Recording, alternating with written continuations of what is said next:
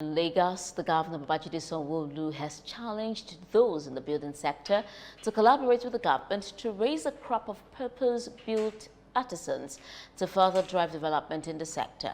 The governor, speaking at a real estate marketplace conference, said one way to reduce building collapse in the state is by reducing inter-human relationship between government officials and real estate developers. Our correspondent Wilson Omoni reports.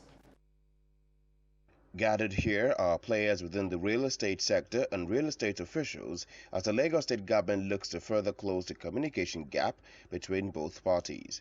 Having the right information and understanding the various operational environments by investors or investees is very key, and this can be achieved through coaching and professional conferences like this. The stakeholders take turns to identify some of the several issues hindering the pace of real estate in Lagos, calling for policy and attitudinal change. Without good documentation, we cannot sell the product.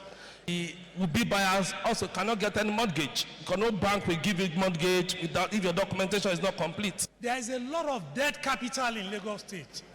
People who are perceived to be poor because they do not have title to their property. When you have the multi-story buildings and the kind of title that you would get when you purchase a flat or a condominium, and how secure are you with that title? The mortgages here are just mortgages by name. They are extremely expensive.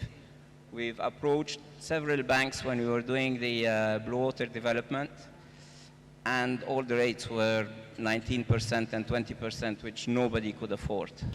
Incidences that we have seen, has brought out the need for funds to be escrowed for off-takers. Just so that when anything happens, that fund can be moved to some other developer to complete that project and that transaction.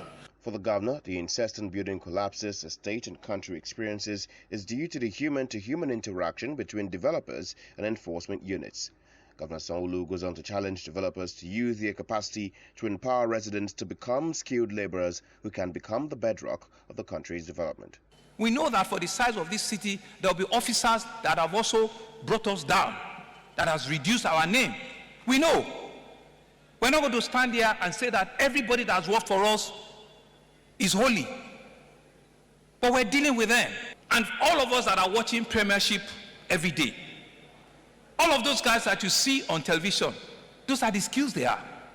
They are the tilers, they are the plumbers, they are the electricians, they are the individual skilled laborers who have the resources on a week-on-week basis to pay £50, to pay £70, to pay $100 to go and watch a football match, because they are all well paid and all well trained. The state governor also directed the full annexation of untitled land in Lagos to curb land grabbing in the state.